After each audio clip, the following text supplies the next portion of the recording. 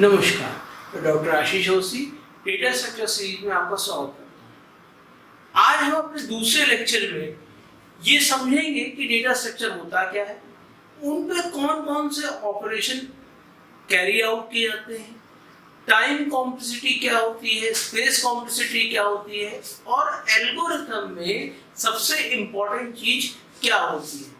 Hardware जरूरी है, अगर किसी भी प्रोग्राम की स्पीड हमको बनानी है या किसी भी कंप्यूटर की स्पीड देखनी है तो हार्डवेयर जरूरी होता है या सॉफ्टवेयर जरूरी होता है। तो इन सब चीजों को हम आज डिटेल में पढ़ेंगे।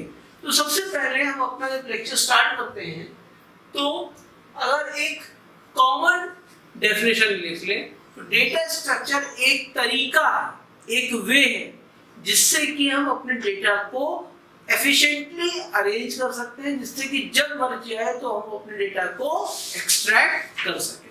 तो ये बेसिकली हमारा डेटा स्ट्रक्चर है। इसके बाद इसकी और भी कौन सी डेफिनेशंस हुई हैं।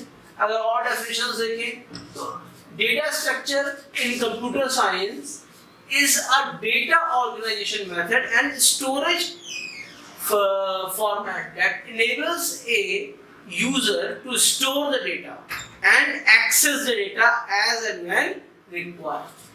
जो डेटा है वो आपका कलेक्शन है वैल्यूज का। अब ये वैल्यूज आपकी सॉन्ग भी हो सकते हैं, ये वैल्यूज आपकी न्यूमेरिक भी हो सकती हैं, अल्फा न्यूमेरिक भी हो सकती हैं, किसी भी तरह की वैल्यूज हैं। जब उनको हम किसी एक प्रॉपर वे में, एक सिस्टमैटिक वे में अरेंज करते हैं तो हम उसको कहते हैं कि हम एक डेटा स्ट्रक्चर को क्रिएट कर रहे हैं। हम लोग भी होंगे अपने घरों में, हम लोग सामान रखने का अलग अलग तरीका है। कोई आदमी जाता है वो सामान इधर उधर फेंक देता है, उसको इधर उधर फेंकने के बाद भी सामान बड़ी आसानी से मिल जाता है। कुछ लोग बड़ी सिस्टमैटिक जगह तरीके से सामान रखते हैं। तो ये उनका वे है कि किस तरीके से डेटा को अरेंज कर रहे हैं। तो अगर हम देखें तो एल्गोरिथम की जो एफिशिएंसी होती है, ऑप्टिमाइजेशन होता है, वो उसकी कॉम्प्लेक्सिटी पे डिपेंड करती है।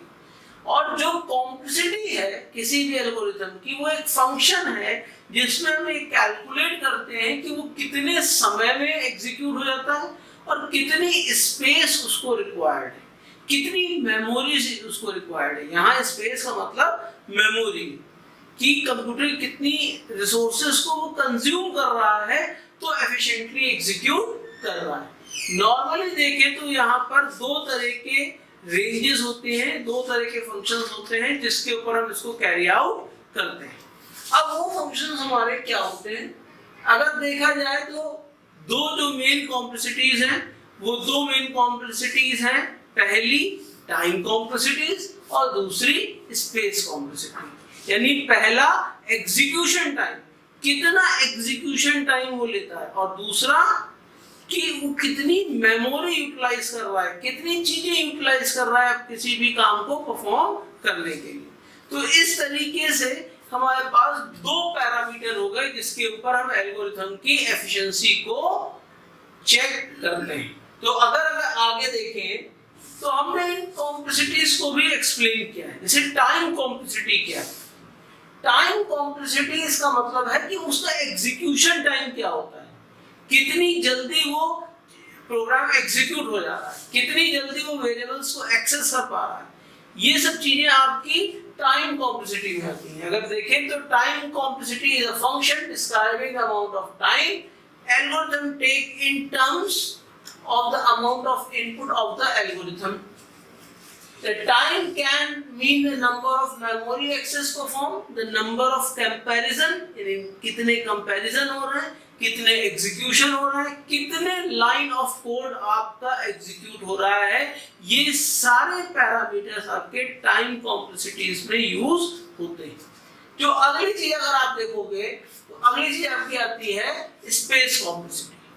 स्पेस कॉम्प्लेक्सिटी का मतलब क्या है कि कितने रिसोर्सेज वो कंज्यूम कर रहा है, कितनी मेमोरी स्पेस वो कंज्यूम कर रहा है। जितना ज्यादा मेमोरी कंज्यूम करेगा उतनी एफिशिएंसी कम होगी, क्योंकि आजकल हम अपने प्रोग्राम्स को एम्बेडेड डिवाइस के लिए ज्यादा क्रिएट करते हैं। जैसे मोबाइल हो गया या टैबलेट हो गया या एक तरह से लैपटॉप हो गया, जहां पर रिसोर्सेज अता नहीं है, इतनी नहीं है कि हम उसको यूज करते रहे, सब लिमिटेशन में। तो स्पीड हमारी किसी भी एल्गोरिथम की एफिशिएंसी दो चीजों पर निर्भर करती है, एक टाइम कॉम्प्लेक्सिटी और एक स्पेस कॉम्प्लेक्सिटी। आगे अगर पढ़ें तो आप देखिए जो बेसिक डेटा स्ट्रक्चर होता है वो आपके ये बेसिक डेटा स्ट्रक्चर है। सबसे पहले एरे, एरे के बाद अगर आप देखोगे तो link list, trees, stacks, Q और ग्राफ, ये बेसिक डेटा स्ट्रक्चर कहलाते हैं। हम इन सारे डेटा स्ट्रक्चर्स को डिटेल में पढ़ेंगे।